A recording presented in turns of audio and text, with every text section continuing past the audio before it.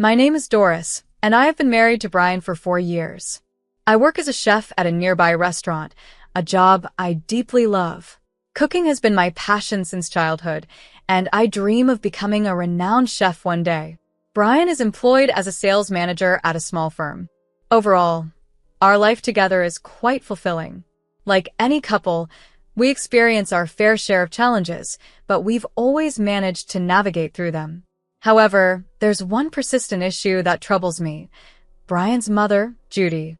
Judy works as a social worker, focusing on child safety assessments for the local government. From the beginning, Judy has made it quite clear that she disapproves of me. Nothing I do seems to meet her standards, and she constantly finds reasons to criticize me, be it my culinary skills, my appearance, or even trivial things like how I breathe. It's been incredibly draining. What makes it worse is Brian's reluctance to defend me. He remains silent while his mother criticizes me, which is disheartening. One evening, while we were relaxing in our living room after dinner with the television humming in the background, I decided it was time to address the issue. Brian, I began, attempting to maintain a composed tone, don't you think your mom is a bit harsh sometimes? Brian's expression turned stern as he replied, Look, Doris, you don't understand. Mom has always been this way. After Dad left, she raised my brother and me on her own. She had to be strict. He continued, she used to tell us that if we misbehaved, she'd give us away to other parents. It scared us, but it kept us in line. I was shocked by his acceptance of her extreme methods. That's terrible, Brian. You know that's not normal, right? He shrugged, indicating resignation. It's just how things were. Mom did her best. It was clear then that changing Brian's view on this was unlikely. His mother's influence was deeply ingrained. Adding to the complexity was the constant comparison to Marilyn, my sister-in-law, who was married to Brian's elder brother, Gerald. In Judy's eyes, Marilyn was flawless, intelligent, skilled, beautiful, and always well-behaved, the epitome of a perfect daughter-in-law, unlike me. Oh, Doris, Judy would say during family gatherings, did you hear about Marilyn's latest promotion at work? Isn't that wonderful? I'd force a smile, my frustration mounting. That's great, Marilyn. Congratulations, I'd say, while Marilyn humbly accepted the praise. The hardest part of these gatherings was not just the comparisons, but also Judy's obsession with grandchildren. She constantly prodded us about starting a family. So, Doris, she would begin, her gaze piercing, when are you and Brian planning to start a family? You're not getting any younger, you know. I'd take a deep breath, striving to remain calm. We're focusing on our careers right now, Judy. Children will come when we're ready. Judy would dismissively retort, Career? Cooking isn't a career, dear. It's a hobby. A real woman knows her place is at home, raising children. Each word from her was like fuel to a fire within me, a reminder of the battle I faced within my own family. But I kept my calm, knowing that arguing wouldn't change anything. Brian, as usual, remained silent, aimlessly pushing food around on his plate. Interestingly, Judy never pestered Marilyn about having children. One day, Brian inadvertently revealed that Gerald, his brother, was infertile, a closely guarded family secret. Judy would prefer to have no grandchildren at all than admit that her beloved firstborn had any shortcomings. Over time, Judy's control over her sons intensified. She demanded their help with everything, a burden that also fell on the daughters-in-law. Gerald and Marilyn, living close by, managed to meet Judy's demands more easily. In contrast, Brian and I, living farther away and working long hours, couldn't visit as often as Judy would have liked, and she never hesitated to express her displeasure. I might as well be dead for all you two care, she would dramatize over the phone. My son and his wife are too busy to visit their poor widowed mother. I'd roll my eyes, having heard this guilt trip so many times I could recite it by heart. Sorry, Judy, I'd reply, not feeling sorry in the slightest. We'll try to visit more often. But it was never enough. In Judy's eyes, we should be at her beck and call 24/7, and naturally, she blamed me for keeping Brian away from his family duties. As the months passed, I immersed myself deeper into my work. The kitchen became my refuge, The only place I felt genuinely appreciated and respected. Chef Justin, my mentor, encouraged me to hone my skills and creativity. "You have a gift, Doris," he'd say, tasting one of my dishes. "Don't let anyone tell you otherwise." His encouragement was a soothing balm to my worn-down self-esteem. In the kitchen, I wasn't the disappointing daughter-in-law or the wife failing to provide grandchildren. I was Doris, the talented chef with a promising future. The day everything began to unravel was just another busy day. I was prepping for the dinner rush when my phone buzzed. It was Judy. I sighed internally but answered. "Hello, Judy. What can I do for you?" Her voice came through, sharp and demanding. "Doris, I need you to come to the mall and pick me up. Marilyn and I have been shopping, and we have too many bags for a taxi." I glanced at the clock. It was peak traffic time, and the mall was on the other side of town. "Judy, I'm at work. I can't just leave." But she cut me off. "Oh, so your job is more important than family, I see. I suppose I'll just have to struggle with all these bags myself. At my age, I could throw my back out, but don't you worry about that." I closed my eyes, counting to 12 in my head. "Fine, Judy. I'll be there as soon as I can." The traffic was a nightmare. I sat in gridlock for over an hour, my frustration building with every minute. By the time I finally reached the mall, I was incredibly stressed and irritable. I circled the parking lot, searching for Judy and Marilyn, but they were nowhere to be seen. I called Judy's phone, no answer. I tried Marilyn, nothing. After my third attempt, Judy picked up. "Where are you?" I asked, trying to keep the annoyance out of my voice. "Oh, Doris," Judy replied, her tone oozing with feigned sweetness. "We got tired of waiting, so we took a taxi home." "I thought Marilyn had texted you," she said before I could even respond. And with that, she hung up. I sat in my car, staring at my phone in disbelief. Then I screamed. I screamed until my throat was raw, releasing all the frustration and anger I'd suppressed over the years. When I got home, Brian was already there. Still seething from the day's events, I burst in and blurted out, "Your mother," but Brian interrupted me. I know. Mom told me what happened. Why didn't you get there faster? She had to take a taxi because of you?" I stared at him, dumbfounded. "Are you kidding me? I left work early and sat in traffic for hours, and this is my fault." Brian just shrugged. "You know how Mom is with waiting. You should have planned better." The following weeks were a blur of work and tense silences.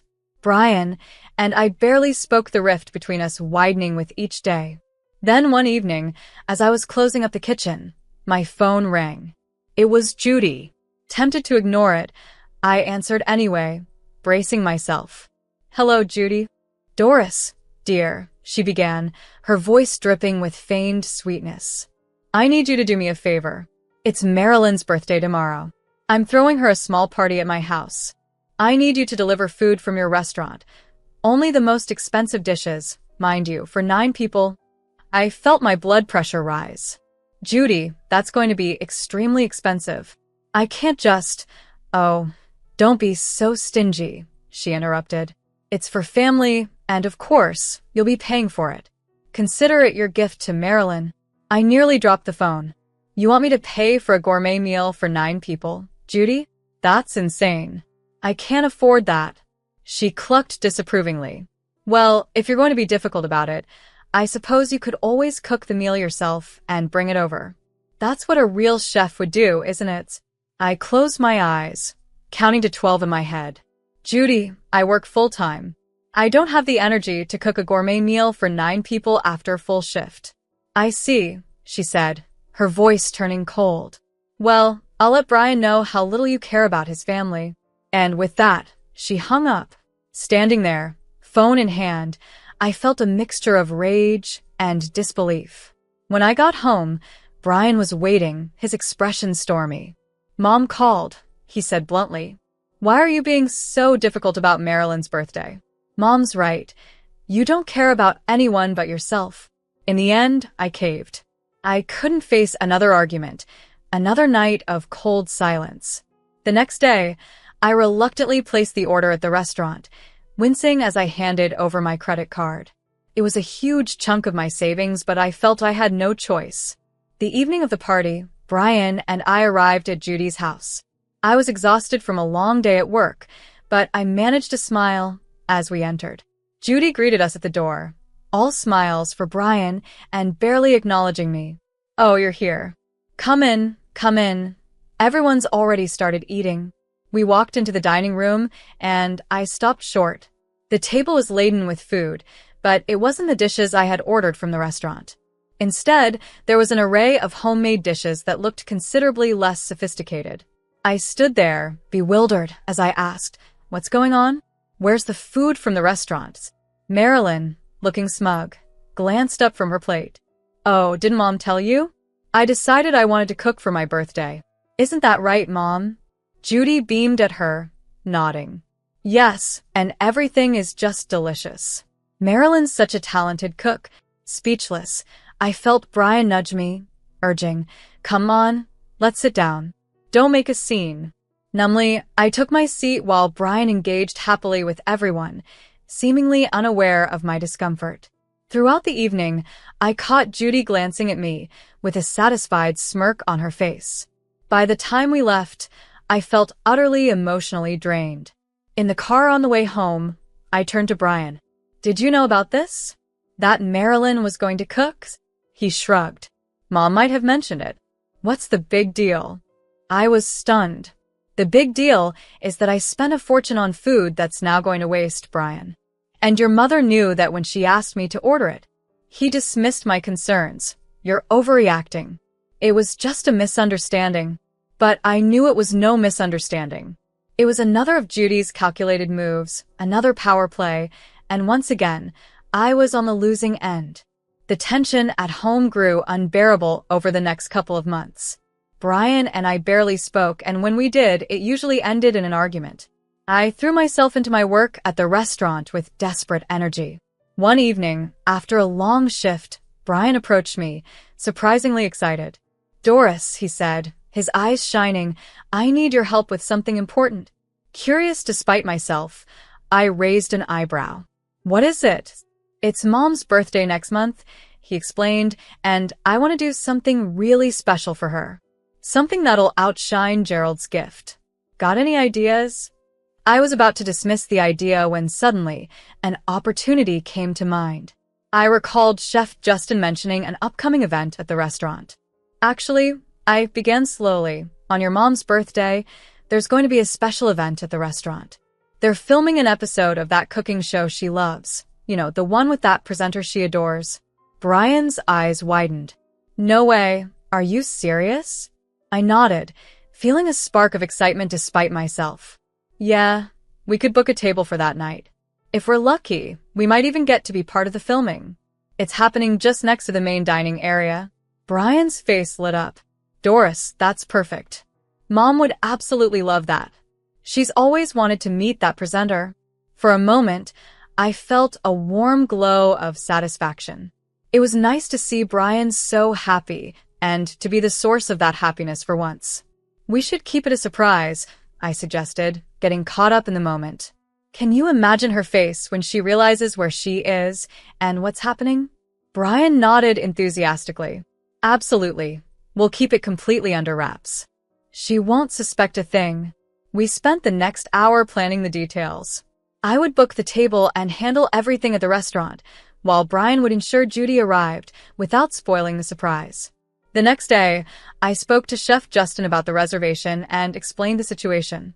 He was more than happy to assist, even offering us one of the best tables in the house. The day of Judy's birthday arrived, and I woke up feeling a mixture of excitement and anticipation. As I prepared to leave for the evening, Brian approached me, his expression unreadable. "I'll pick up Mom myself," he declared, avoiding my gaze. "You can head to the restaurant first. We'll meet you there." His abrupt suggestion took me by surprise, but I agreed and asked when I should arrive. "Just be there at the reservation time," he replied hastily, leaving much earlier than necessary. I assumed he had some last-minute errands. When I reached the restaurant at the designated time, my heart dropped. Through the window, I saw that the dining room was bustling. Our family and several guests were already gathered at the largest table, immersed in lively conversation. It seemed they had been enjoying themselves for quite some time. I walked in hesitantly, noticing that my usual seat next to Brian was taken by one of Judy's friends. Standing there, I felt invisible. "Hello, everyone," I managed to say, my voice shaky. The group barely acknowledged me, absorbed in their talks. Judy was the only one who looked my way, giving me a smug smile before turning back to her conversation.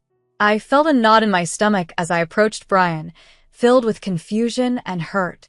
"What's happening?" I asked quietly. Brian turned to me, his face a mix of guilt and defiance. "Doris, we just wanted a peaceful celebration for Mom's birthday, without any drama," he explained. Judy interjected with a saccharine tone. "Oh, Doris, didn't Brian tell you? We thought a small family gathering would be best, just the essential people." Her words stung, and I felt my cheeks flush with humiliation. As if on cue, a camera crew in the corner continued filming. Unfazed, Judy went on. "It's probably for the best that you haven't had kids, Doris. If you did, I'd ensure they were taken away and given to someone more capable, like Marilyn here." She gestured to Brian's sister-in-law, who laughed and nodded. The guests seemed to agree with Judy, nodding and exchanging looks of mockery as she disparaged my ability to balance a career and a family. I stood frozen, overwhelmed by the cruelty of her words. Finally, I whispered, "I'm not hungry," and turned to leave. Laughter erupted behind me, echoing hauntingly as I exited the restaurant. Back home, the night's events replayed in my mind. Without thinking, I began packing a suitcase. I couldn't stay any longer. Just as I zipped it closed, my phone rang. It was Frank, the restaurant manager. Hesitantly, I answered. I hesitated, but curiosity got the better of me, and I answered the phone. Frank's voice came through urgently. "You should see what's happening on the social media page of that cooking show that was filmed at the restaurant today," he said. With a sense of dread mixed with curiosity, I opened my laptop and navigated to the page. What I found left me stunned. There, displayed prominently, was a video of Judy, but not the composed Judy everyone was used to. This video showed Judy at her worst, venomously boasting about how she manipulated her position to wrongly separate children from their families. The video was viral, with hundreds of thousands of views, and the comments were ablaze with outrage. "She should be fired immediately," one read. "How can someone so cruel be allowed to work with children?" Another commented, "Poor Doris, dealing with such a monster-in-law." Before I fully realized what I was doing, I was back in my car, speeding towards the restaurant. Bursting through the doors, my heart raced as I spotted Judy, still there, laughing with the show's host. Her smile faltered into a scowl as she saw me. "Why are you back?" she snapped, annoyance clear in her voice. "Haven't you embarrassed yourself enough tonight?" Wordlessly, I held up my phone, showing her the incriminating video. Watching her face lose color was strangely satisfying as she listened to her own harsh words echoing back at her. "What is this?" she gasped, then turned to the presenter, her voice rising in panic. "You must take this down now." "I'll sue." The presenter chuckled. "I could take it down, but it's already been shared thousands of times." "You're viral, Judy. Congratulations on your newfound fame." Enraged, Judy began smashing plates from the table to the floor, screaming threats. "I'll ruin all of you." The presenter remained calm, glancing at the camera. "I wouldn't do that if I were you. We're still live. Your tantrum is broadcasting nationwide." Judy stopped, her face a mask of horror. Around her, the other guests sat in stunned silence, as if wishing to disappear. Frank approached, his expression stern. "I'm going to have to ask you all to leave," he told Judy and her group, "or I'll call the police." As Judy and her entourage vanished into the night, the presenter turned to me, offering a sympathetic smile. "Doris, isn't it? Would you mind sharing your story on camera? I think our viewers would love to hear your side." I paused, then nodded. As the camera focused on me, I took a deep breath. This was my moment to set the record straight, to reclaim my narrative.